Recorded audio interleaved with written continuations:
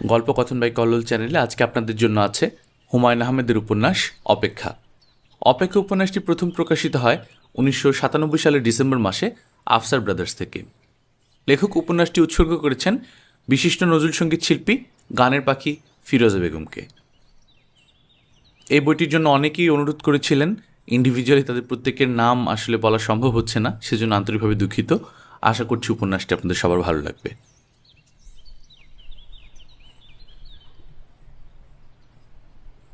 সুরাইয়া অবাক হয়ে তার ছেলের দিকে তাকিয়ে আছে। ছেলের নাম ইমন, বয়স 5 বছর 3 মাস, মাথা ভর্তি কোকড়ানো চুল, লম্বাটে ধরনের মুখ। মাঝে মাঝে সেই মুখ কোন এক বিচিত্র কারণে গোলগাল দেখায়, আজ দেখাচ্ছে। ইমন মায়ের বিস্মিত দৃষ্টির কারণ ধরতে পারছে না। সে ভুরু কুঁচকে মায়ের দিকে তাকিয়ে আছে। ভুরু কুঁচকানোর এই বদভ্যাস সে পেয়েছে তার বাবার কাছ থেকে। ইমনের বাবা হাসানুজ্জামান অতি তুচ্ছ কারণে ভুরু কুঁচকে ফেলেন। সে কুঁচকানো ভুরু সহজে মসৃণ হয় না। সুরাইয়া বলল, ইমন, এক কাজ করো, আমার শোবার ঘরে যাও, ড্রেসিং টেবিলের আয়নাটার সামনে দাঁড়াও, দাঁড়িয়ে সুন্দর করে হেসে আবার আমার কাছে চলে এসো। ইমন বলল, কেন? আমি যেতে বলছি এই জন্য যাবে, আর সব কিছুতে কেন কেন করবে না। ইমন সরু গলায় বলল, সব কিছুতে কেন কেন করলে কি হয়? সুরাইয়া বিরক্ত গলায় বলল, খুব খারাপ হয়। বড়রা কোনো কথা বললে কেন কেন না বলে সেই কথা শুনতে হয়। তোমাকে আয়নার সামনে যেতে বলছি, তুমি যাও। আয়নার সামনে দাঁড়িয়ে খুব সুন্দর করে হাসবে, মনে থাকে জানো। হাসলে কি হবে? হাসলে খুব মজার একটা ব্যাপার হবে। ইমন আয়নার দিকে যাচ্ছে, খুব যে আগ্রহের সঙ্গে যাচ্ছে তা না। আয়নার সামনে দাঁড়িয়ে হাসলে মজার কিছু হবে এরকম তার মনে হচ্ছে না। বড়রা যে প্রায় অর্থহীন কথা বলে সেই সত্য ধরতে শুরু করেছে।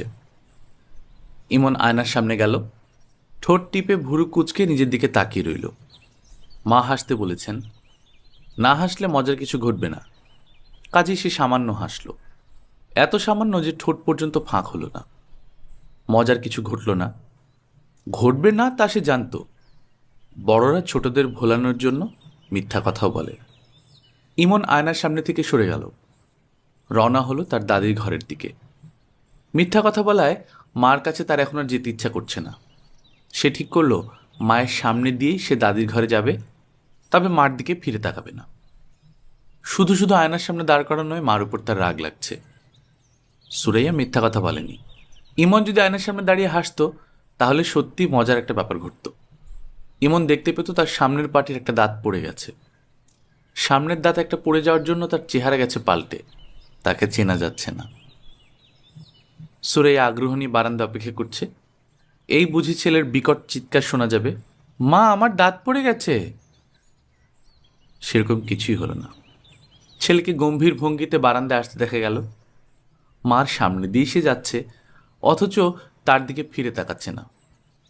সুরাইয়া ডাকলো, এই বেটা, এই। ইমন মায়ের ডাক সম্পূর্ণ অগ্রাহ্য করে ঢুকে গেল দাদির ঘরে। সুরাইয়ার মনটা খারাপ হয়ে গেল। এই ছেলে কি পুরোপুরি তার বাবার মতো হয়ে যাচ্ছে? রোবট মানব। কোনো কিছুতে কোনো আগ্রহ নেই, কৌতূহল নেই, বিস্মিত হওয়ার ক্ষমতাও নেই। প্রথম দাঁত পড়া যে কোনো শিশুর জন্যই বিরাট রোমাঞ্চকর অভিজ্ঞতা, অথচ ইমন কেমন নির্বিকার। দাদির ঘরে ঢোকার আগে ইমন তার ছোট চাচার ঘরের সামনে দাঁড়ালো। ছোট চাচাকে তার বেশ ভালো লাগে। ছোট চাচা বড় মানুষ হলেও বড়দের মতো না। তার ঘরের দরজা খোলা।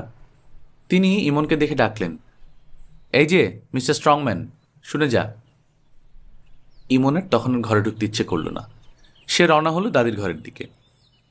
ইমনের ছোট চাচা ফিরোজ ঘর থেকে বের হলো। সুরাইয়ার কাছে গিয়ে হাই তুলতে তুলতে বলল, ভাবি, একটু চা খাও তো। ফিরোজের বেশ কদিন ধরে জ্বর চলছে। তার চোখ লাল। শেভ করছে না বলে খোঁচা খোঁচা দাড়িতে তাকে ভয়ঙ্কর লাগছে। অসুখ বিসুখ তাকে খুব কাবু করে। এই কদিনের জ্বরে একেবারে শুকিয়ে চিমসে হয়ে গেছে। সুরাইয়া বলল, তোমার জ্বরের অবস্থা কি?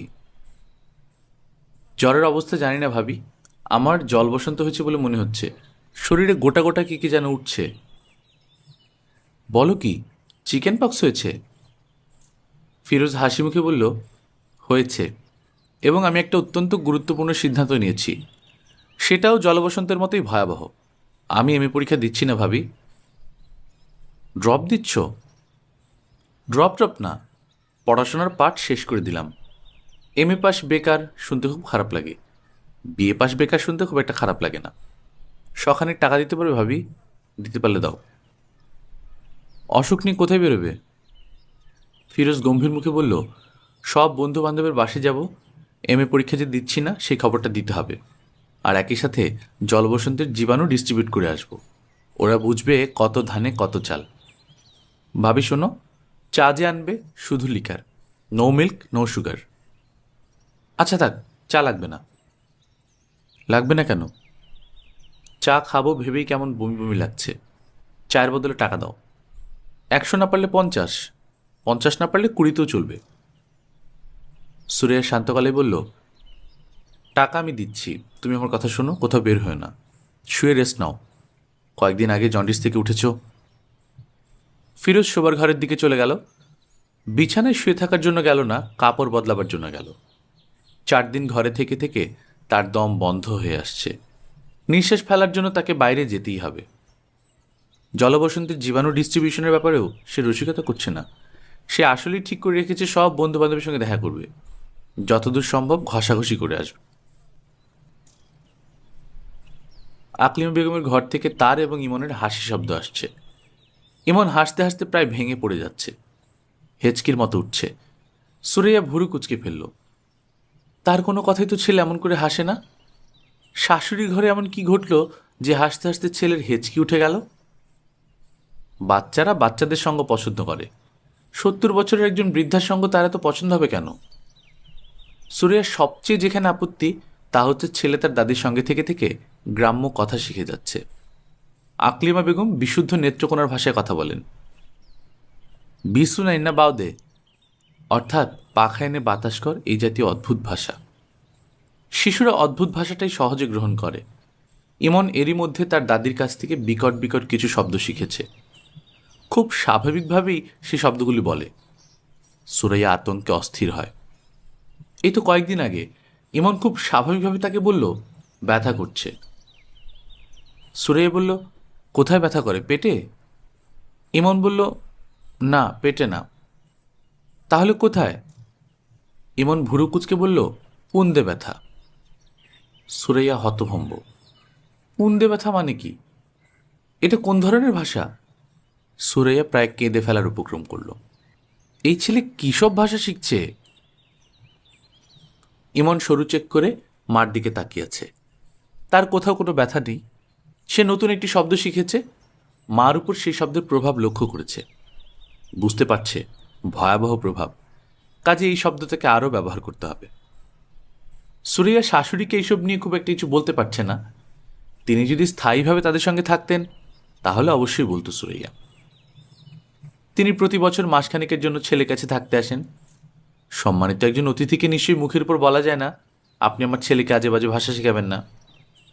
তিনি যখন পান খেয়ে মেঝেতেই পিক ফেলেন তখন তাকে বলা যাবে না, মা আপনি পানের পিক মেঝেতে না ফেলে বেসিনে ফেলবেন। তার শাশুড়ির যে ব্যাপারটা সুরাইয়ার অসহ্য লাগে তা হচ্ছে তিনি শাড়ির নিচে ব্লাউজ টাউজ কিচ্ছু পরেন না, তার নাকি দম বন্ধ লাগে। সুরাইয়া লক্ষ্য করেছে ইমন কৌতূহলী চোখে তার দাদুর আদুল গায়ের দিকে তাকিয়ে থাকে। এই বয়সের বাচ্চাদের কৌতূহল তীব্র হয়। ইমন যে তার দাদুর ঘরে যাবার জন্য এত ব্যস্ত, এটাও তার একটা কারণ হতে পারে। এখন বাজছে 11টা। ফিরোজ জ্বর নিয়েই বের হয়ে গেছে। মনে হচ্ছে সে তার এমএ পরীক্ষায় সত্যিই দেবে না। ফিরোজের এই একটা ব্যাপার আছে, হাসি তামাশা করেও যা বলে তাই। সুরাইয়া গম্ভীর মুখে বারান্দায় দাঁড়িয়ে আছে, তার হাতে ক্রিমের একটা কৌটা। কৌটা ইমনের দাঁত। দাঁতটা সুরাইয়া সকালবেলায় বিছানা ঠিক করতে গিয়ে পেয়েছে এবং অতি মূল্যবান বস্তুর মতো কোটায় ভরে রেখেছে। ইমন নিশ্চয়ই দাঁতটা পেয়ে খুব খুশি হবে। একটা বস্তু নিজের শরীরের অংশ ছিল, এখন নেই। ব্যাপারটার মধ্যে বিরাট নাটকীয়তা আছে। ইমন তার দাদির ঘর থেকে বের হচ্ছে না। আকলিমা বেগম ডাকলেন, বোমা হইনা যাও। সুরাইয়া তার শাশুড়ির দরজার সামনে দাঁড়ালো। তার মনটাই খারাপ হয়ে গেল। কি বিশ্রী ব্যাপার! আকলিমা বেগমের শরীরের উপরের অংশে আজ কোনো কাপড় নেই। শাড়ির উপরের অংশটা তিনি কোমরে প্যাচ দিয়ে পড়ে আছেন। আকলিমা বেগম হাসি মুখে বললেন, কারবার দেখছ? ইমন্যার দাঁত পড়ছে। সুরাইয়ার গা কাটা দিয়ে উঠল। ইমন্যা? ইমন্যা আবার কি? তার ইমন কি কাজের ছেলে যে তাকে ইমন্যা ডাকতে হবে? বান্দরটারে কি সুন্দর লাগতেছে দেখো। বান্দরটা আবার ফোকলা দাঁতে হাসে। ও বান্দর, তুই হাসোস কেন? ইমন্যা বান্দর হাসে, ব্যাক ব্যাকাইয়া হাসে। ইমন কি হাসবে? আকলিমা বেগম নিজেই হেসে কুটি কুটি হচ্ছেন। তিনি পা লম্বা করে মেঝেতে হেলান দিয়ে বসে আছেন। ইমন বসে আছে তার ছড়ানো পায়ের উপর। তিনি মাঝে মাঝে পা নাড়ছেন। ইমনের আনন্দ তাতেই উথলে উঠছে। আকলিমা বেগম মুখে মুখে ছড়া কাটলেন। দাঁত পরা কুলি পরা মধ্যিখানে খাল, বুড়া বেটি হাইগা তুইছে 22 হাত লম্বা নাল। এইবার হাসার পালা ইমনের। এমন মজার ছড়া মনে হয় সে তার ইহজীবনে শোনেনি। সুরাইয়া কঠিন গলায় ডাকল, ইমন আসো তো। আকলিমা বেগম বললেন, থাক না, খেলতাছে খেলুক, তুমি তোমার কাম করো। ওই মন্যা, দাঁতের ফাঁক দিয়ে স্যাপ ফেল দেখি। ইমন দাঁতের ফাঁক দিয়ে পিচ করে থুথু ফেলল। সেই থুথু পড়ল তার দাদির গায়ে। তিনি হেসে কুটি কুটি হচ্ছেন। তার নাতিও হেসে ভেঙে পড়ছে।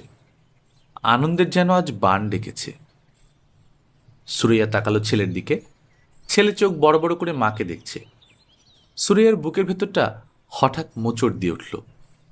আহারে, ছেলেটাকে কি সুন্দর লাগছে। সত্যি সত্যি কাঁচা হলুদ গায়ের রং। সুরাইয়া নিজে তো ফর্সা না, তার বাবাও না। ছেলে এমন গায়ের রং পেল কোথায়? দাঁত পড়ায় ছেলের চেহারা আজ আরও সুন্দর হয়ে গেছে। দাঁত পড়া ছেলেটার অদ্ভুত মুখটায় ক্রমাগত চুমু খেতে ইচ্ছে করছে। শাশুড়ির পায়ের উপর থেকে ছেলেটাকে জোর করে ধরে নিয়ে এলে কেমন হয়? খুব ভালো হয়, কিন্তু সম্ভব না। সুরাইয়া চলে এলো। তার ইচ্ছে করছে ইমনের বাবার অফিসে একটা টেলিফোন করতে। টেলিফোন করাও সমস্যা, তাদের টেলিফোন নেই। বাড়িওয়ালার বাসা থেকে টেলিফোন করতে হয়। বাড়িওয়ালা বাসায় থাকলে কিছু বলেন না, কিন্তু তিনি বাসায় না থাকলে তার স্ত্রী খুব বাঁকাভাবে কিছু কথা শুনিয়ে দেয়। তাছাড়া কারণে কারণে টেলিফোন করা ইমনের বাবা পছন্দ করেন না।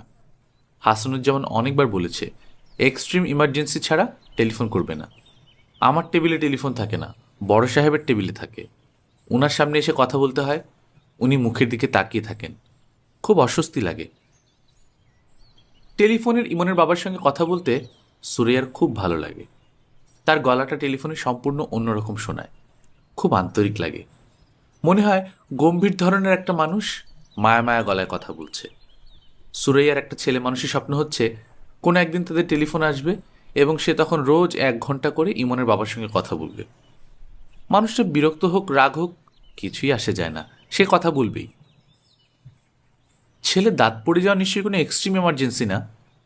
টেলিফোনে এই খবর দিলে ইমনের বাবা রেগে যাওয়ার সম্ভাবনা আছে, তবে রাগটা সে প্রকাশ করবে না। যত রাগই হোক মায়া মায়া করে কথা বলবে।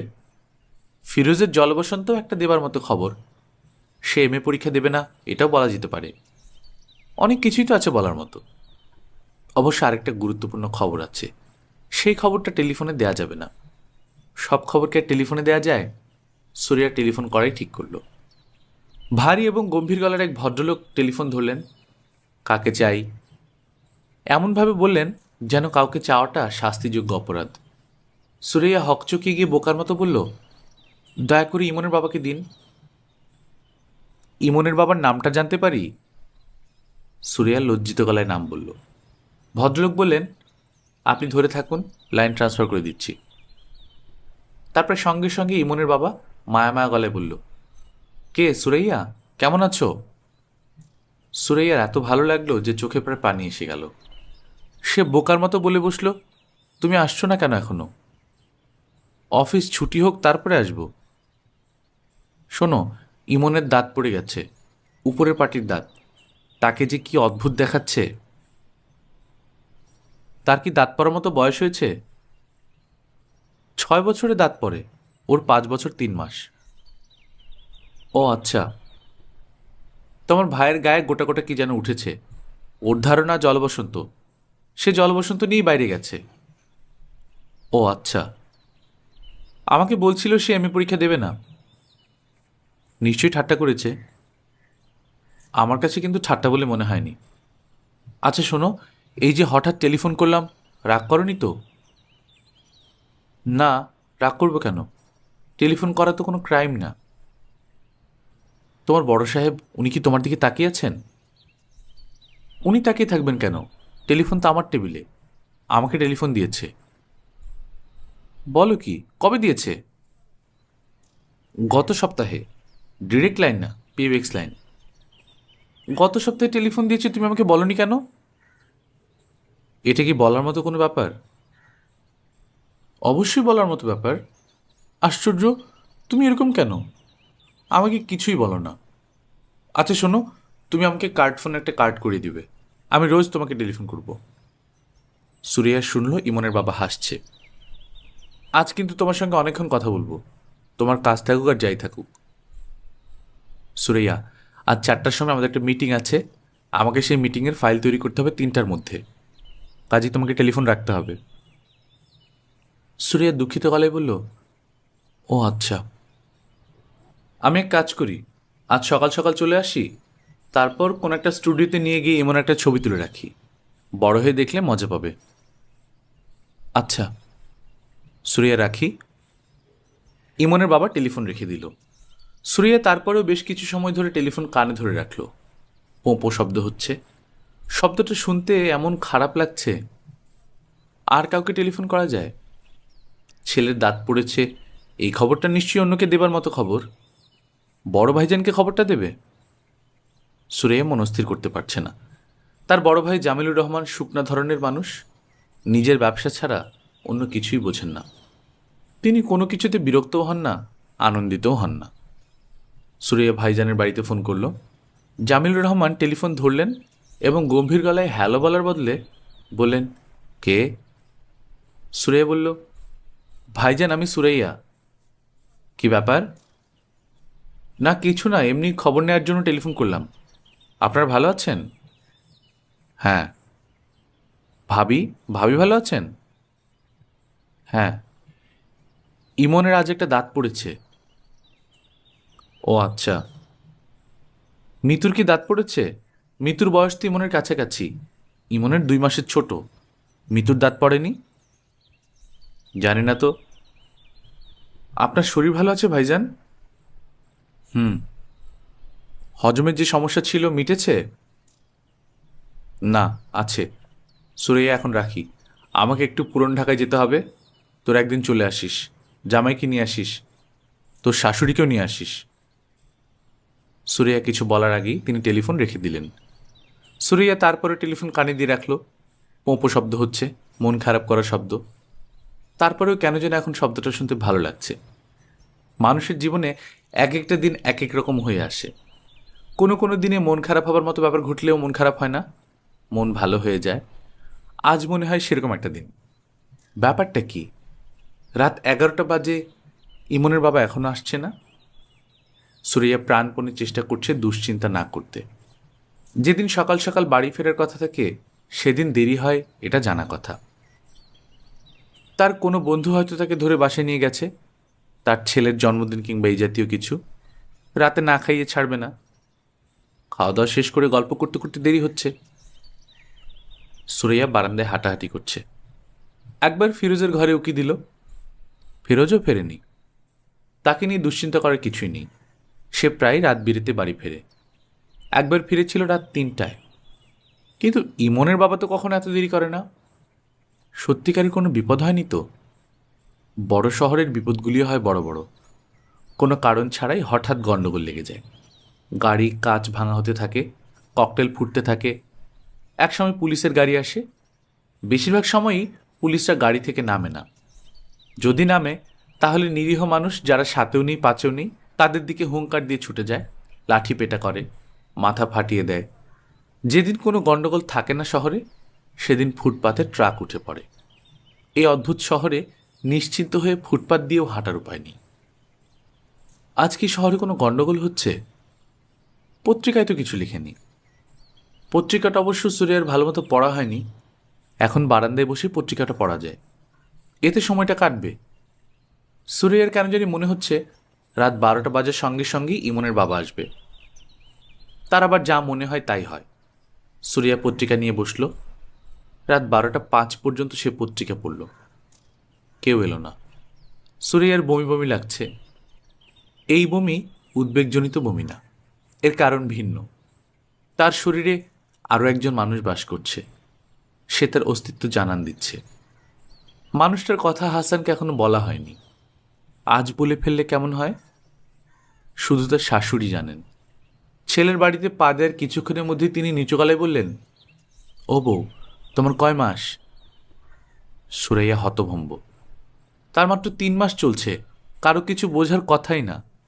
তিনি কি করে বুঝলেন? পুরোনো দিনের মানুষদের চোখ এত তীক্ষ্ণ? আকলিমা বেগম ঘুমিয়ে পড়েছেন। তিনি জেগে থাকলে সুরাইয়া তার উদ্বেগের খানিকটা তার সঙ্গে ভাগাভাগি করতে পারত। তাকে কি ডেকে তুলবে? না, আরও আধা ঘন্টা যাক। তাকে না জাগানোই ভালো। তিনি জেগে গেলে ঝামেলা শুরু করবেন। কান্নাকাটিও করতে পারেন। এই বয়সের মানুষদের মাথা ঠিক থাকে না। আকলিমা বেগমের মাথা মনে হয় একটু বেশি রকমের বেঠিক। তিনি রাতে ভাত খেয়েই ঘুমিয়ে পড়েন। রাত 1টা-1:30টার দিকে জেগে ওঠেন। শুরু হয় একা একা কথা বলা, বারান্দায় হাঁটা। মাঝে মাঝে গানের মতো সুর করে কি যেন বলেন, শুনতে ভালো লাগে। প্রথমবার শুনে সুরাইয়া চমকে উঠে বলেছিল, আম্মা গান গাচ্ছেন নাকি? হাসান বিরক্ত গলায় বলেছে, গান গাইবে কেন? টেনে টেনে কথা বলছে। কথাগুলি কি বুঝতে পারছো? না। উনি কি প্রায়ই এরকম করেন নাকি আজ করছেন? প্রায়ই করেন। ফালতু আলাপ বদ্ধ করে ঘুমানোর চেষ্টা করো। সুরাইয়া বারান্দায় বসে আছে। বারান্দা থেকে রাস্তা দেখা যায় না। বাড়িওয়ালা তার বাড়ির চারদিকে খুব উঁচু করে দেয়াল দিয়েছে। দেয়ালে আবার লোহার শিক বসানো, যেন চোর দেয়াল টপকে ঢুকতে না পারে। গেট আছে, গেটে দারোয়ান নেই। সব ভাড়াটেদের কাছে একটা করে চাবি দেয়া। রাত বিরেতে কেউ ফিরলে চাবি দিয়ে গেট খুলে ঢুকতে হবে। 3তলা বাড়ির 1তলায় 2জন ভাড়াটে থাকেন, 3তলায় 2জন ভাড়াটে। 2তলার সবটা নিয়ে থাকেন বাড়িওয়ালা। এদের কারোর সঙ্গে সুরাইয়ার কোনো যোগাযোগ নেই। যোগাযোগ থাকলে ভালো হতো। আজ এই বিপদের সময় এদের কাছে ছুটে যাওয়া যেত। বিপদে তারা কি করতো না করতো সেটা পরের কথা। সুরাইয়াদের পাশে ডান দিকের ফ্ল্যাটে থাকেন আব্দুল মজিদ সাহেব।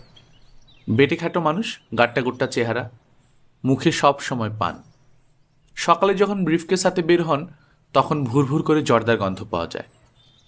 সুরাইয়ার সঙ্গে দেখা হলে থমকে দাঁড়ান, অকারণে গলায় খাকারি দেন। তার চোখের দৃষ্টি গা বেয়ে নামতে থাকে। ভয়ঙ্কর ব্যাপার। সুরাইয়ার কয়েকবার ইচ্ছে করেছে বলে, আপনি এভাবে তাকান কেন? এভাবে তাকাবেন না। আমি নিতান্তই ভদ্রমেয়ে বলে কিছু বলছি না। কোনো একদিন কঠিন মেয়ের পাল্লায় পড়বেন, সে উলের কাঁটা দিয়ে আপনার চোখ গেলে দেবে। বিপদ যত বড়ই হোক, আব্দুল মজিদ সাহেবের কাছে যাওয়া যাবে না। কোথাও কি টেলিফোন করা যায়? বাড়িওয়ালা সকাল সকাল ঘুমিয়ে পড়লেও এদের ছোট মেয়েটা এবার এসএসসি পরীক্ষা দিচ্ছে। বলতে গেলে প্রায় সারা রাত জেগেই পড়ে। দরজায় ধাক্কা দিলেই সে দরজা খুলে দেবে। কোথায় টেলিফোন করবে? ভাইজানের বাড়িতে? তাকে কি বলবে? ভাইজান 10টার ভেতর ঘুমিয়ে পড়েন। একবার ঘুমিয়ে পড়লে তাকে জাগানো নিষেধ। ভয়ঙ্কর বিপদ এই কথা বললে তাকে হয়তো ডেকে দেবে। তিনি সব শুনে হাই তুলতে তুলতে বলবেন, এত রাতে কোথায় খোঁজ করবি? সকাল হোক। তাছাড়া পুরুষ মানুষ, এরা 2-1 রাত বাইরে থাকেই। অফিসে? অফিস কি কেউ রাত 1টা পর্যন্ত খোলা রাখে? হাসপাতালে? অ্যাক্সিডেন্ট করে কেউ হাসপাতালে ভর্তি হয়েছে কি না জানতে চাওয়া। নাম হাসানুজ্জামান, বয়স 32, পরনে চেক ফুল শার্ট, খয়েরি প্যান্ট, পায়ে স্যান্ডেল, চোখে কালো ফ্রেমের চশমা, গায়ের রং ফর্সা, দেখতে সুন্দর, হালকা পাতলা। টেলিফোনে তার গলার স্বর খুব মিষ্টি। সুরাইয়া চমকে উঠল। ছি ছি, এইসব সে কি ভাবছে? হাসপাতালের কথা মনে আসছে কেন? মানুষটা হাসপাতালে কেন যাবে? কুচিন্তা মনে আসা ঠিক না। যে চিন্তা মনে আসে তাই হয়। ভালো কোনো চিন্তা মনে আনতে হবে, সুন্দর কোনো চিন্তা। বোমা, বারিন্দায় বসে আসো কেন? সুরাইয়া উঠে দাঁড়ালো। আকলিমা বেগমের ঘুম ভেঙেছে। তিনি বারান্দায় চলে এসেছেন।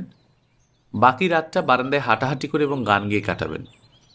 সুরাইয়া বলল, আম্মা, ও এখনো ফেরেনি। রাত কত হইছে? 2:05। রাত তো মেলা হইছে। জি। তুমি ভাত খাইছ? জি না। যাও, তুমি গিয়া ভাত খাও। চিন্তার কিছু নাই। পুরুষ মানুষ 2-1 রাত দেরি করেই। এইটা নিয়ে চিন্তা করবা না। বন্ধু বান্ধবের বাড়িতে গেছে, তাস খেলতেছে। ও তাস খেলে না মা। খেলে না বললে যে কোনোদিন খেলবো না এমন কোনো কথা নাই। বিলাই আর পুরুষ মানুষ এই দুই জাতের কোনো বিশ্বাস নাই। দুইটারই চোখচোখানি জাত। যাও, ভাত খাইতে যাও। আমি বসতাছি। যাও কইলাম। সুরাইয়া রান্নাঘরের দিকে রওনা হলো। রান্নাঘরে না যাওয়া পর্যন্ত তার শাশুড়ি একটা বিষয় নিয়েই কথা বলতে থাকবে। ভাত খাও, ভাত খাও। গ্রামের মানুষদের কাছে ভাত খাওয়াটা অত্যন্ত গুরুত্বপূর্ণ ব্যাপার। ইমনকে রাতে খাওয়ানোর সময় সুরাইয়ার প্রচণ্ড খিদে পেয়েছিল। খিদের যন্ত্রণায় নাড়ি পাক দিচ্ছিল। এখন একেবারেই খিদে নেই, বরং বমি বমি ভাব হচ্ছে। এক গ্লাস লেবুর শরবত বানানো যায়। ঘরে আর কিছু থাকুক না থাকুক, লেবু আছে। ইমনের বাবা লেবু ছাড়া ভাত খেতে পারে না, গরম ভাত ছাড়া খেতে পারে না। পাতে যখন ভাত দেওয়া হবে, সেই ভাতে তখন ফ্যান মাখা থাকতে হবে। ফ্যান ভাত থেকে ধোয়া উঠতে হবে। এমন গরম ভাত মানুষ কপ কপ করে কীভাবে যে খায় কে জানে। সুরিয়া চুলা ধরালো। রাতের বেলা হাসান যখন বলে, ভাত বারো, খিদে লেগেছে, তখনই সে চুলা ধরিয়ে আধা পট চাল দিয়ে দেয়। হাসানের হাত মুখ ধুয়ে টেবিলে আসতে আসতে চাল ফুটে যায়। আজকের অবস্থা একটু ভিন্ন। ভাত রাধা থাকুক, কিছু একটা নিয়ে অন্তত ব্যস্ত থাকা হলো। ভাত রাধাতেও তো কিছু সময় যাবে। আকলিমা বেগম মেঝেতে পা ছড়িয়ে বসে আছেন। তিনি চেয়ারে বসতে পারেন না, খাটে বসতে পারেন না। রাতে ঘুমোবার সময়ও মেঝেতে চাদর বিছিয়ে ঘুমান। সুরাইয়া মেঝেতে মশারি খাটিয়ে দিতে চেয়েছে, তিনি রাজি হননি। মশারা নাকি তাকে কামড়ায় না। বুইরা মানুষের রক্তে কোনো টেস্ট নাই গো বউ, শরীরে মশা বয় ঠিকই, কামড় দেয় না। আজ আকলিমা বেগমকে মশা কামড়াচ্ছে। তিনি এর মধ্যে কয়েকটা মশা মেরে ফেলেছেন। মৃত মশাগুলো জড়ো করছেন, যেন এরা মহামূল্যবান কোনো প্রাণী। এদের মৃতদেহগুলোর প্রয়োজন আছে। আকলিমা বেগমের বুক ধড়ফড় করছে। এত রাত হয়ে গেল, ছেলে বাসায় ফিরছে না কেন? এই বয়সে সবচেয়ে খারাপটাই আগে মনে হয়। ভয়ঙ্কর কিছু কি ঘটে গেছে? আজকের রাতটা কি ভয়ঙ্কর কোনো রাত? তার 70 বছরের জীবনে অনেক ভয়ঙ্কর রাত এসেছে, চলেও গেছে। হাসানের বাবার মৃত্যুর কথাটি ধরা যাক। কবুতরের খুপড়িতে হাত দিয়েছে, কবুতর ধরবে। নতুন আলু দিয়ে কবুতরের মাংস রান্না হবে। হাত দিয়ে টেনে নিল। রাঙা বউ, ইন্দুরে কামড় দিছে। কবুতরের বাসাতে ইন্দুর? না, ইঁদুর ছিল না, সাপ। বিরাট একটা সাপ। তাদের চোখের সামনেই কবুতরের খোপ থেকে বের হয়ে এলো। দুজনই হতভম্ব। আকলিমা বেগম দিশা হারালেন না। সঙ্গে সঙ্গে পাটের কোষ্টা দিয়ে হাত বাঁধলেন। ওঝা আনতে লোক পাঠালেন। কালাগরুর দুধে হাত ডুবিয়ে রাখলেন। সাদা বর্ণের দুধ যদি কালচে হয়ে যায়, তাহলে বুঝতে হবে জীবনের আশা নেই। দুধ কালচে হলো না। আকলিমা বেগম আশায় আশায় বুক বাঁধলেন। ওঝা এসে পড়ল দুপুরের মধ্যে। ঘণ্টাখানেক ঝাড়ফুঁকের পর বাঁধন খোলা হলো। মানুষটা শান্তির নিঃশ্বাস ফেলে বলল, হাত জ্বলা যাইতেছিল, এখন ব্যথা কমছে। পানি খাবো বউ, পানি দাও। পানি আনা হলো। পানির গ্লাস হাতে নিয়ে মুখে দেবার আগেই লোকটা মারা গেল। এইসব কথা আকলিমা বেগম মনে করতে চান না, তবু মাঝে মধ্যেই মনে পড়ে।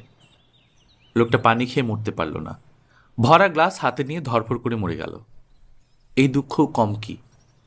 জগতের কোনো দুঃখই কম না। ছোট দুঃখ, বড় দুঃখ, সব দুঃখই সমান। আজ তার জন্য কি দুঃখ অপেক্ষা করছে কে জানে। মন শক্ত করে রাখতে হবে। বাচ্চা বউটার দিকে তাকিয়ে মন শক্ত করতে হবে। বাচ্চা মানুষ, দুঃখ পেয়ে অভ্যাস নেই। বউটাকে ভুলিয়ে ভালিয়ে রাত পার করতে হবে। দিনের বেলা যে কোনো কষ্টই সহনীয় বলে মনে হয়, রাতে ভিন্ন ব্যাপার। কিছু কিছু রাতকে এই জন্য বলে কাল রাত। কাল দিন বলতে কিন্তু কিছুই নেই। এটা একটা আশ্চর্য ব্যাপার। তিনি তার দীর্ঘ জীবনের অভিজ্ঞতা দেখেছেন, নরম মেয়েগুলো কঠিন বিপদ সামাল দিতে পারে, শক্ত মেয়েগুলি পারে না, চিত হয়ে পড়ে যায়। এই শক্তের একটা গ্যারাইমা নাম আছে, শীত শক্ত। আম্মা, চা নেন। আকলিমা বেগম চায়ের কাপ হাতে নিলেন। শহরে এলে তার চা খাবার রোগে ধরে। বউটা এই ভয়ঙ্কর সময়েও চা বানিয়েছে, এটা ভালো লক্ষণ। মন শক্ত আছে, আসল বিপদ সামাল দিতে পারবে। বোমা, বাজে কয়টা? 2:25। রাত কাটতে বেশি দিনও নাই। তুমি ভাত খাইছ? তুমি ভাত খাও নাই, মিথ্যা কথা বলছো। মুরব্বীর সামনে মিথ্যা কথা বলবে না। যাই হোক, সে এক টান দিয়ে আমার সামনে বাও, তোমার লগে আলাপ আছে।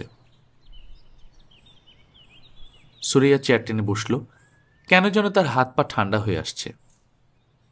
বোমা, মন দিয়ে শোনো, আমি একটা গণা গুনছি, গনার মধ্যে পাইছি হাসান ভালো আছে, কাজী মন খারাপ করবা না, সে আসবো সকালে। কি গুনেছেন? সেটা তুমি বুঝবা না, আমি পুরানকালের মানুষ, আমি অনেক গণা জানি। আকলিমা বেগম কোনো গণা জানেন না। বাচ্চা মেয়েটার মন শান্ত করার জন্য কিছু মিথ্যা কথা বলা, এই মিথ্যা বলার জন্য তার পাপ হচ্ছে, আবার মেয়েটার মন শান্ত করায় পুণ্য হচ্ছে। পাপ পুণ্যে কাটাকাটি হয়ে সমান সমান। ইমন জেগে উঠেছে, কাঁদছে, তাকে বাথরুম করাতে হবে। সুরিয়া ছেলের কাছে গেল। আকলিমা বেগম আরাম করে চায়ের কাপে চুমুক দিচ্ছেন। ছেলে ফিরছে না, এই দুশ্চিন্তা এখন আর তার মাথায় নেই। গনার ব্যাপারে যা বলেছেন বউকে, তা সর্বৈব মিথ্যা। বাচ্চা মেয়েটাকে শান্ত করার জন্যই বলা। বউটা তাকে দেখতে না পারলেও তিনি তাকে খুবই পছন্দ করেন। মেয়েটার মনে দরদ আছে, স্বামীর জন্য সে খুবই ব্যস্ত। আকলিমা বেগমের ঘুম পাচ্ছে, তিনি বারান্দা থেকে উঠলেন। কিছুক্ষণ ঘুমালেও কাজে আসবে। সকালে কোন ভয়ঙ্কর সংবাদ এসে উপস্থিত হয় কে জানে। ইমন বাথরুম করল, পানি খেল, সব কিছুই ঘুমের মধ্যে। সুরিয়া তাকে বিছানায় শুইয়ে দিল।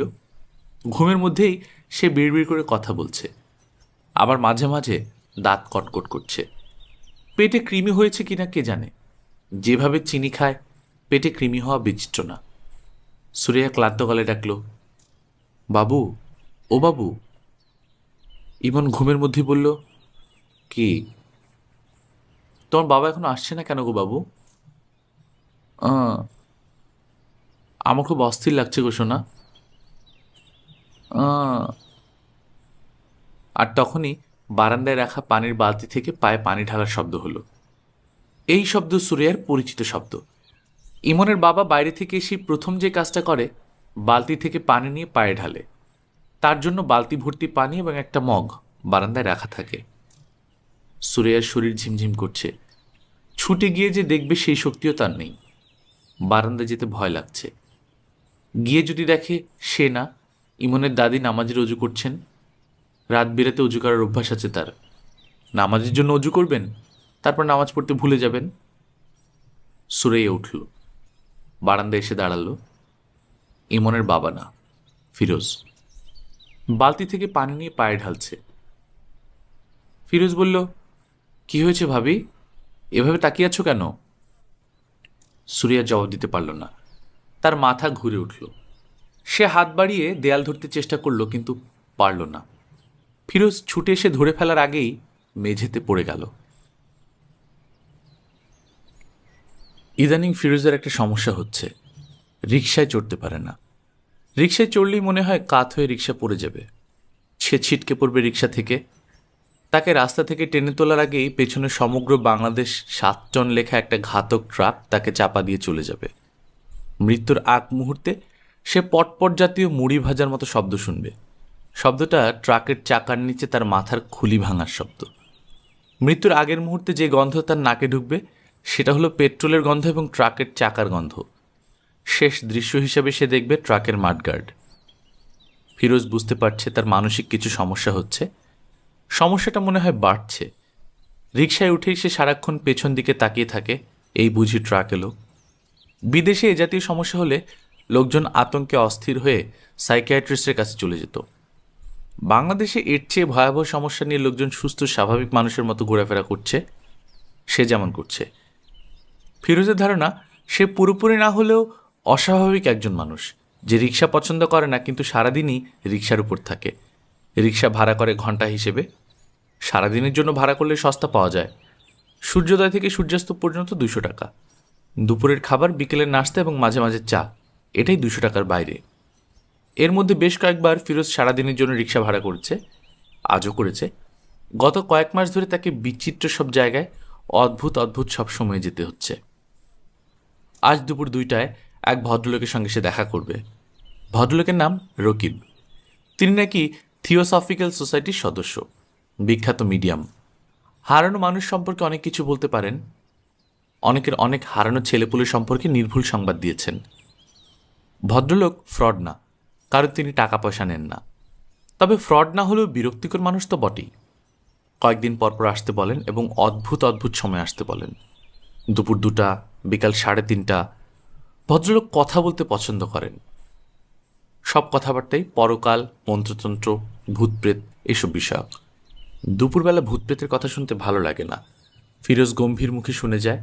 গরজটা তার। গত কয়েক মাসে ফিরোজের কিছু অভিজ্ঞতা হয়েছে। তার ধারণা এই অভিজ্ঞতা না হলেও কোনো ক্ষতি ছিল না। প্রথম অভিজ্ঞতা হলো মানুষের মূল্য খুবই সামান্য। 10,000 টাকা হারিয়ে গেলে 20 বছর পরেও সেই টাকার শোকে মানুষ কাতর হয়। মানুষ হারিয়ে গেলে 20 দিন পরেই আমরা মোটামুটিভাবে তাকে ভুলে যাওয়ার চেষ্টা করি। দ্বিতীয় অভিজ্ঞতা হচ্ছে বাংলাদেশে হারানো মানুষ খুঁজে বের করার কোনো পদ্ধতি নেই। থানায় গেলে পুলিশ অফিসার বিরক্ত মুখে বলেন, জিডি এন্ট্রি করুন, বলেই তিনি হাই তুলেন। মানুষের হারানোর সংবাদ পুলিশের কাছে হাই তোলার মতোই ব্যাপার। ফিরোজ থানার সেকেন্ড অফিসারের হাই অগ্রাহ্য করেই জিডি এন্ট্রি করিয়েছিল। তারপর জিজ্ঞেস করেছিল, এখন কি? সেকেন্ড অফিসার বিস্মিত হয়ে বললেন, এখন কি মানে?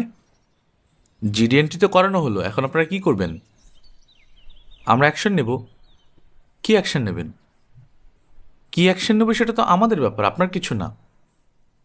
ফিরোজ অত্যন্ত বিনয়ের সঙ্গে বলল, আমি আসলে জানতে চাচ্ছি নিখোঁজ মানুষের বিষয়ে আপনারা কি করেন? সব থানায় ইনফর্ম করা হয়। তারপর? তারপর মানে?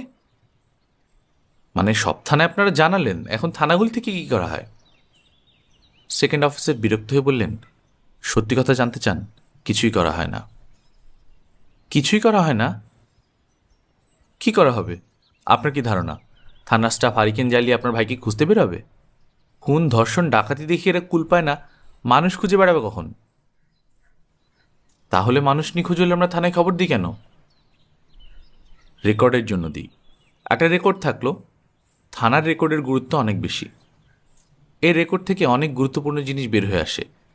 এমনও তো হতে পারে যে আপনি আপনার ভাইকে খুন করে ডেড বডি গুম করে থানায় এসে জিডি করালেন, ভাই মিসিং। হতে পারে না? জি না, হতে পারে না। আপনার কাছে হতে পারে না, কিন্তু অনেকের কাছেই হতে পারে। আমার চাকরি বেশি দিন হয়নি, এর মধ্যে এই ধরনের কেস গোটা 10 দেখেছি। বলেন কি? খুব বেশি দুশ্চিন্তা করবেন না। অল্প বয়সী মেয়েটে হারিয়ে গেলে টেনশনের ব্যাপার থাকে। মেয়েরা ব্রোথেলে চলে যায়, বিদেশে চলে যায়। যৌনকর্মী হিসেবে বিদেশে বাঙালি মেয়েদের সুনাম আছে। কি বলছেন এসব? শুনতে খারাপ লাগছে? সত্যি কথা শুনতে সবসময় চিরতার পানির মতোই লাগে। চিরতার পানি খেয়েছেন? না খেলে খাবেন। রবীন্দ্রনাথ ঠাকুর খেতেন। শরীরের জন্য ভালো। শরীরটা ভালো রাখুন, হেলথ ইজ ওয়েলথ। তাহলে আমি কি ধরে নেব আপনার আমার ভাই সম্পর্কে কিছু করবেন না? কিছুই ধরে নেবেন না। একটা ভালো উপদেশ দিই, শুনুন। ভাইয়ের ছবি দিয়ে পত্রিকায় বিজ্ঞাপন দিতে থাকুন। চালু পত্রিকাগুলিতে প্রতিদিন বিজ্ঞাপন দিন। খবরদার, কোনো পুরস্কার ঘোষণা করবেন না। পুরস্কার ঘোষণা করেছেন কি মরেছেন, জীবন অতিষ্ঠ হয়ে যাবে। ভালো একটা উপদেশ ফি ছাড়া আপনাকে দিলাম। গত কয়েক মাসে ফিরোজের অন্যতম এবং প্রধান কাজ হয়েছে উপদেশ শোনা এবং প্রতিটি উপদেশ মানার চেষ্টা করা। পত্রিকায় বিজ্ঞাপন দিয়েছে, শুরুতে প্রতিদিন, তারপর সপ্তাহে 1 দিন, তারপর একটা পত্রিকায় প্রতি 15 দিনে একবার। শুধু দেশি পত্রিকায় না, একজনের উপদেশ শুনে কলকাতায় আনন্দবাজার এবং স্টেটসম্যানও দিয়েছে। আরেকজনের উপদেশ শুনে জাতিসংঘের মিসিং পার্সন ব্যুরোতে $20 খরচ করে নাম এন্ট্রি করিয়েছে। এরা যুদ্ধবিধ্বস্ত অঞ্চল এবং শরণার্থী মিসিং পার্সনের তালিকা তৈরি করে। একজন ফিরোজকে বলল ফিসফিসানি গলায়, পাসপোর্ট অফিসে খোঁজ নাও, তোমার ভাই রিসেন্টলি কোনো পাসপোর্ট করিয়েছে কিনা। চট করে তো বোঝা যায় না, মানুষের ভেতরে অনেক জটিলতা থাকে। আমি একজনকে জানি, ফ্যামিলি ম্যান, স্ত্রী পুত্র কন্যার প্রতি অসীম মমতা, হঠাৎ সে মিসিং পার্সন হয়ে গেল। পাসপোর্ট অফিসে খোঁজ নিয়ে জানা গেল পাসপোর্ট কুড়িয়েছে। সেই পাসপোর্টের সূত্র ধরে জানা গেল সে চলে গেছে অস্ট্রেলিয়ায়। খুব পাকাপাকিভাবে গিয়েছে ইমিগ্রেশন নিয়ে, অন্য একটা মেয়েকে বউ হিসেবে নিয়ে গেছে। কাজেই আমার মতে পাসপোর্ট অফিসে খোঁজ নেওয়াটা জরুরি। অফিসিয়ালি এইসব কাজে অনেক সময় লাগে, দালাল ধরলে 1 সপ্তাহের মধ্যে জানতে পারবে। 1000 টাকা খরচ হবে। 1000 না, ফিরোজের 3000 টাকা খরচ হলো। 3000 টাকার বিনিময়ে জানা গেল হাসানুজ্জামানের নামে কোনো পাসপোর্ট ইস্যু হয়নি। একজন গম্ভীর মুখে বলল, মেডিকেল কলেজের ছাত্রছাত্রীর জন্য ডেড বডি কেনা হয়, আপনি জানেন? সাধারণত কেনা হয় বেওয়ারিশ লাশ। বেওয়ারিশ লাশের একটা ভালো মার্কেট আছে বাংলাদেশে। ওইসব জায়গায় খোঁজ নিয়েছেন? খোঁজটা নিতে হবে গোপনে, ডোমদের মাধ্যমে। ওইসব বিজনেসে অনেক হুঁশাস ব্যাপার আছে। হুঁশাস ব্যাপার মানে? ফিশি ব্যাপার। আমার দুঃসম্পর্কে এক রিলেটিভ, সম্পর্কে চাচা, তার বড় ছেলে হঠাৎ হারিয়ে গেল। ওদের টাকা পয়সার কোনো অভাব ছিল না, বিরাট ক্ষমতাবান। এরা প্রায় তোলপাড় করে ফেলল, যাকে বলে কম্বিং অপারেশন। শেষে ছেলেটা ডেড বডি কোথায় পাওয়া গেল জানেন? কোথায়? মেডিকেল কলেজের ডিসেকশন রুমে। ছাত্রছাত্রীরা ডেড বডি কাটাকুটি করছে, লিভার এক জায়গায়, কিডনি আরেক জায়গায়, হার্ট আরেক গামলায়। কাজেই খোঁজখবর যখন করছেন ভালো মতো করেন, leave no stone unturned. Firoz এখন ক্লান্ত এবং বিরক্ত। বিরক্তিটা কার উপর সে জানে না, সম্ভবত তার ভাইয়ের উপর। মানুষটা হারিয়ে গিয়ে সবচেয়ে বড় বিপদে তাকে ফেলে দিয়ে গেছে। দুপুর 2টায় খিদে পেটে পৃথিবীর সবচেয়ে বোরিং মানুষটার সামনে হাসি মুখে বসে থাকে। পরকাল, ইএসপি, ক্লেরিভান্স, এস্ট্রেল, প্রজেকশন, এসব সম্পর্কে গল্প শুনতে হয়। কোনো মানে হয়? কোনো মানে হয় না। ফিরোজ এখন ইচ্ছে করে নিজেরই নিরুদ্দেশ হয়ে যেতে। এক সকালবেলা ঘুম থেকে উঠে চা খাবে, চায়ের সঙ্গে সিগারেট, তারপর ভালো একটা পায়জামা পাঞ্জাবি পরে হাসি মুখে ঘর থেকে বের হওয়া আর ফিরে না আসা। রকিব সাহেব বাসায় ছিলেন। একটা বাচ্চা ছেলে এসে বলল, আব্বুর জ্বর, শুয়ে আছে। ফিরোজ বলল, আমি কি চলে যাব? ছেলেটি বলল, আপনাকে বসতে বলেছে। রকিব সাহেব 1 ঘন্টা পর গায়ে একটা চাদর জড়িয়ে উপস্থিত হলেন। ফিরোজ উঠে দাঁড়িয়ে বিনয়ের সঙ্গে বলল, আপনার নাকি জ্বর? রকিব সাহেব বললেন, শরীরটা একটু খারাপ যাচ্ছে, পরপর কয়েকদিন রাত জাগলাম, বয়স হয়েছে, আগের মতো রাত জাগতে পারি না। ফিরোজ বলল, আমার ভাইয়ের ব্যাপারে কোনো ইনফরমেশন কি পেয়েছেন? রকিব সাহেব হাসি মুখে বললেন, চেষ্টা করছি, মনে হয় পেয়ে যাব। আমাদের ইনফরমেশন গ্যাদারিং টেকনিকটা একটু আলাদা। আমাদের তো ফ্যাক্স, ইমেইল এসব নেই। আমাদের যোগাযোগটা হয় মানসিকভাবে, সময় লাগে। জি, বুঝতে পারছি। না, বুঝতে পারছেন না, বোঝাটা এত সহজ নয়। একটা ঘটনা বলি, শুনুন। ঘটনা শুনলে আমাদের যোগাযোগ পদ্ধতি সম্পর্কে আপনার একটা ধারণা হবে। রকিব সাহেবের যোগাযোগ পদ্ধতি সম্পর্কে ধারণা নেবার কোনো ইচ্ছাই ফিরোজের নেই। সে এখন পুরোপুরি নিশ্চিত পুরো ব্যাপারটাই ভাওতাবাজি। খিদে তার নাড়িভুড়ি হজম হয়ে আসছে, মাথা ঘুরছে। তার উচিত এই বাড়ি থেকে বের হয়ে সোজা কোনো রেস্টুরেন্টে ঢুকে গরুর ভুনা মাংস এবং গরম গরম পরোটা অর্ডার দেয়া, সঙ্গে কাটা পেঁয়াজ থাকবে, মাঝে মাঝে পেঁয়াজে কামড়। প্রচণ্ড খিদের সময় হঠাৎ হঠাৎ কিছু খাবার খেতে ইচ্ছে করে। আজ পরোটা গোস্ত খেতে ইচ্ছে করবে, অন্য কোনো দিন অন্য কোনো খাবার খেতে ইচ্ছে করবে। ফিরোজ সাহেব। জি। আপনার শরীর খারাপ নাকি? চেহারা কেমন মলিন লাগছে। জি না, শরীর ভালো আছে। চা খান, চা খেতে খেতে গল্প করি। আপনার মনের শান্তির জন্য আমি বলে রাখি, আপনার ভাইয়ের ব্যাপারে আমি অনিতাকে বলেছিলাম। অনিতা আমাদের থিওসফিক্যাল সোসাইটির সদস্য, অত্যন্ত পাওয়ারফুল মিডিয়াম। সে আমাকে জানিয়েছে 1 সপ্তাহের মধ্যে পজিটিভ কিছু বলতে পারবে। আমি কি 1 সপ্তাহ পরে আসব? আসুন, আগামী বুধবারে আসুন, রাত 10টার পর আসুন। অসুবিধা হবে না তো? জি না। ওই দিন আমাদের একটা সিয়েন্সও হবে, ইচ্ছে করলে অবজার্ভার হিসেবে থাকতে পারেন। সোসাইটির বাইরে কারো থাকার নিয়ম অবশ্য নেই, তবে আপনার ব্যাপারে আমি বলে টলে ব্যবস্থা করে রাখব। জি আচ্ছা। এখন শুনুন, আমার জীবনে একটা অদ্ভুত ঘটনা। 4 বছর আগের কথা, অক্টোবর মাস, তারিখটা 9 তারিখ। সন্ধ্যাবেলা এক ভদ্রলোক এসে উপস্থিত হলেন। বছর 2 আগে তার একটা মেয়ে মারা গেছে। কিছুদিন হলো রোজ মেয়েটাকে স্বপ্ন দেখছেন। মৃতা মেয়ের সঙ্গে যোগাযোগ করতে চান, আমরা কোনো ব্যবস্থা করতে পারি কিনা। তিনি সঙ্গে করে মেয়েটার কিছু ব্যবহারিক জিনিসপত্র নিয়ে এসেছেন, ছবি এনেছেন, তার হাতে লেখা ডায়েরি এনেছেন। আমি বললাম, রেখে যান, দেখি কিছু করা যায় কিনা।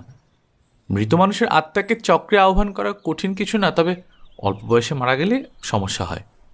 প্ল্যানচেটে বা চক্রে শিশুদের আহ্বান করার নিয়ম নেই, আহ্বান করলেও তার আসে না। ফিরোজ জড়ানো গলায় বলল, ও। ঘুমে তার চোখ জড়িয়ে আসছে, মনে হচ্ছে যে কোনো মুহূর্তে সে এলিয়ে পড়বে সোফা এবং তার নাক ডাকতে শুরু করবে। ভদ্রলোক একটা ভয়ঙ্কর গল্প ফেঁদেছেন, এর মধ্যে নাক ডাকানো ভয়াবহ ব্যাপার। ঘুম কাটানোর কিছু পদ্ধতি সে ব্যবহার করছে, লাভ হচ্ছে না, উল্টারও ঘুম পাচ্ছে। সব পদ্ধতি কোনো না কোনো সময় ব্যাকফায়ার করে, উল্টো দিকে চলতে শুরু করে। তার বেলা এখন তাই হচ্ছে। ভয়ঙ্কর কোনো ঘটনার কথা ভাবলে ঘুম কেটে যায়। সে ভাবছে বাসায় পৌঁছে দেখবে তার মা আকলিমা বেগম আঁকাবাঁকা অক্ষর একটা চিঠি পাঠিয়েছেন। চিঠির প্রায় প্রতিটি সংবাদই দুঃসংবাদ। বাবা ফিরোজ, জমি বিক্রি করিয়া টাকা পাঠাইতে বলিয়াছ, আমি যথাসাধ্য চেষ্টা করিতেছি। লোকজনের হাতে এখন টাকা নাই, জমি কিনিবার ব্যাপারে কাহারও আগ্রহ নাই। তুমি মহাবিপদে পড়িয়াছ আমি জানি, কিন্তু কি করিব, নিরুপায়। ফিরোজ সাহেব। জি স্যার। আপনার জ্বর আসছে নাকি? চোখ লাল। বোধহয় জ্বর আসছে, আজ বরং উঠি। গল্পের শেষটা শুনে যান, শেষটা না শুনলে মনের উপর চাপ থাকে, এই চাপ মানসিক শান্তির জন্য ক্ষতিকর। তারপরে কি হলো শুনুন।